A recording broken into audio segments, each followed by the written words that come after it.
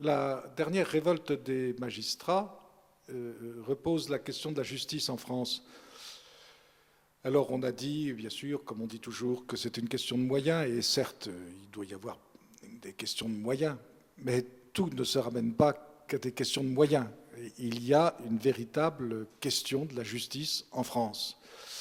Alors la réorganisation judiciaire n'est pas pour rien non plus, incontestablement. Est-ce qu'il était véritablement utile de fermer autant de tribunaux? Ce que l'on oublie, c'est que la France est maintenant dans un état de pauvreté absolue, de dénuement, et que par conséquent, les fameuses révisions des politiques publiques, générales des politiques publiques, ont entraîné en réalité concrètement des réductions de budget. Bon, cela dit, il reste le problème de la justice et le problème de la magistrature. Cette question des magistrats en face de l'État est une question qui se pose en France depuis très longtemps. La justice est une justice déléguée, déléguée du pouvoir royal. Le juge souverain, le juge suprême, c'est le roi en France. Ce juge était un juge meilleur que le juge féodal, que le juge partisan, que le juge particulier et que le juge ecclésiastique. C'est ainsi qu'en France est née la notion de justice royale et de justice d'État. À la fin de l'Ancien Régime, les magistrats ont prétendu se rebeller contre celui dont ils recevaient la délégation de justice. Et ça a été un drame. Ils sont une des causes essentielle, comme la noblesse d'ailleurs, de la chute de la royauté. Et pourtant, Louis XV avait résolu le problème. C'est lui qui a fait la véritable réforme et qui, dans le fond, est, on pourrait le dire, l'auteur véritable du code qui s'est appelé ensuite le code Napoléon. Mais Napoléon s'est entouré des légistes de Louis XV et de Louis XVI pour réaliser la réforme que l'Ancien Régime n'avait pas su faire. C'est dommage. Il aurait fallu que Louis XVI achevât, et non pas détruisit, la réforme de son grand-père. Ce petit coup d'œil historique est nécessaire pour bien comprendre ce qui se pose à l'heure actuelle. C'est que lorsque les magistrats revendiquent l'autorité d'un pouvoir judiciaire, vous savez que la Constitution de la Ve République a parlé d'autorité judiciaire, ce fameux pouvoir judiciaire dont parlait Montesquieu, eh bien, il se dresse en réalité contre ce qui fonde leur légitimité. Les magistrats rendent la justice au nom du peuple français, mais le peuple français, c'est quoi le peuple français? C'est une notion abstraite, c'est quoi? Concrètement, il est représenté par l'État français. Or, les magistrats, depuis maintenant des décennies, surtout en raison de leur formation, sont devenus dans leur propre esprit, dans leur propre imaginaire, des contre-pouvoirs. Et donc il y a une dichotomie, et une dichotomie qui ne cesse de s'accentuer et qui tourne au scandale.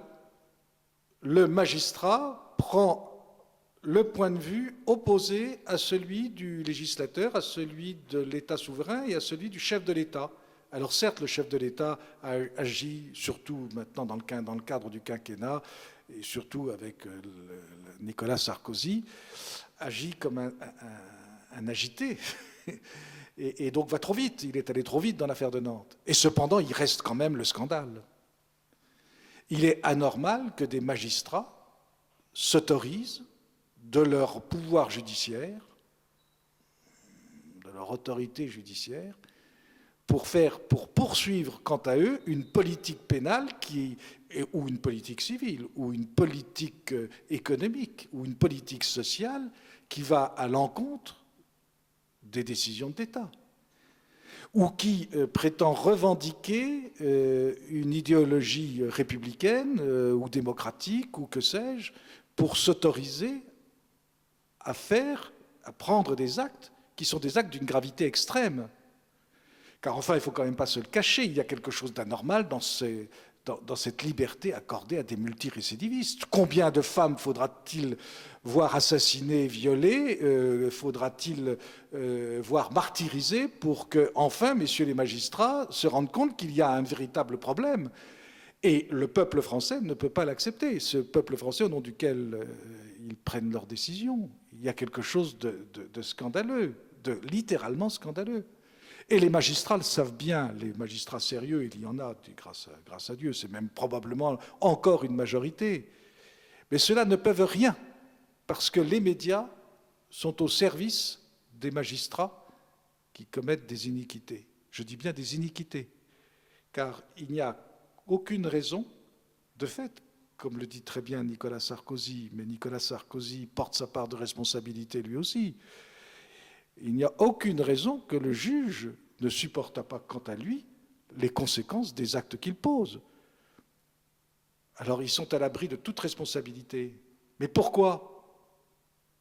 En réalité, ils ne sont pas indépendants, ils sont serfs d'une opinion publique, et même pas de la véritable opinion publique du peuple français, ils sont serfs de l'opinion des médias, ils sont serfs de l'opinion idéologique qu'on leur a déversée dans leurs cours quand ils étaient étudiants à l'école supérieure de la magistrature. Voilà, c'est ça la vérité. Mais personne ne veut le dire. Alors il y a quelque chose de dramatique. La réalité, bien évidemment, elle est dure à dire, c'est que l'indépendance du juge, l'indépendance de la magistrature, elle est liée au statut du chef de l'État. Ce n'est pas pour rien que dans la Constitution de la Ve République, il était dit, et c'était une conséquence de l'histoire de France, il était dit que le chef de l'État était le garant de l'indépendance de la magistrature, de l'indépendance de la justice. Parfaitement. Seulement la structure dans laquelle nous vivons est telle qu'en réalité, cette indépendance est une dépendance, et une dépendance d'une opinion, et d'une opinion qui se fabrique, qui n'est pas l'opinion réelle. Alors, restaurons l'État dans son indépendance et redonnons à la magistrature le sens de l'État, et à ce moment-là, il sera possible de parler d'une véritable indépendance de la justice. Elle sera indépendante par l'indépendance même de l'État.